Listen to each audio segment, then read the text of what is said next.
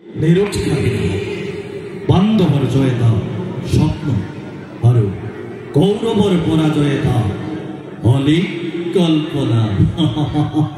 কৃষ্ণ কৃষ্ণ কৃষ্ণ হব পাৰা তুমি নৰৰূপী ভগৱান।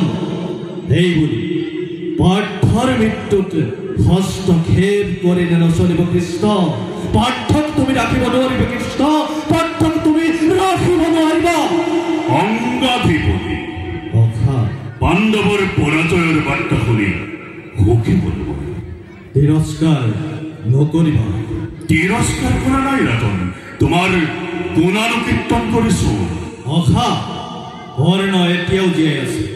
এটা সামান্য পুৰুষে নাইও বলৰীয়া হৈ প্ৰাণ ধাৰণ কৰিবলৈ লাজ পায় মহাৰাজ।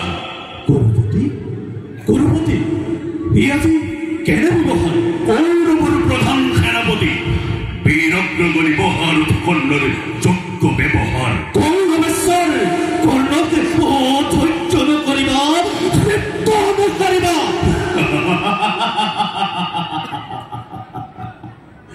ভ্ৰকুটি দেখুৱাবলৈ মোকে নাৰী জ্ঞান কৰিছা মহাৰাজ।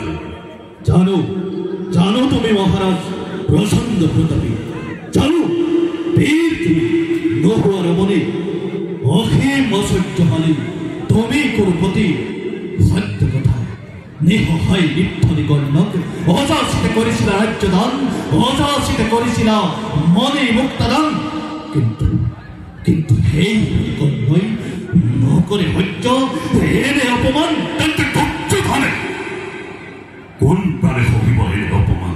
কি অপমান? যুদ্ধত পৰাজয়ৰ অপমান, কৌৰৱৰ প্ৰধান সেনাপতিৰ পলায়নৰ অপমান,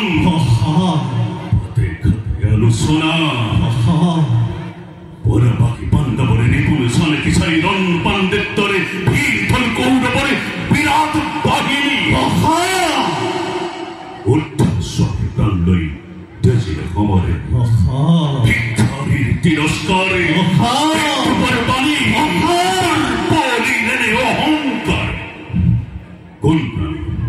কোন প্ৰাণে ভাৰতৰ এক শক্তি সম্ৰাট হৈ অম্লান বদনে মই লোমহীৰ পাতি নালাগে নালাগে সখা, আৰু অস্পষ্ট নহয়।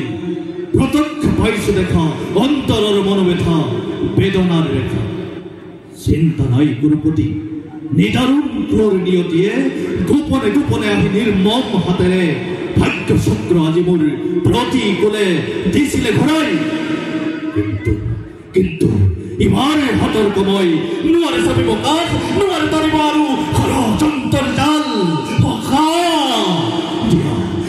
আমুক শুনি পোন ভাৰতী এজন শেষ কৰো কুৰুক্ষেত্ৰৰ উজনাও কৌৰৱৰ কীৰ্তি অগণন।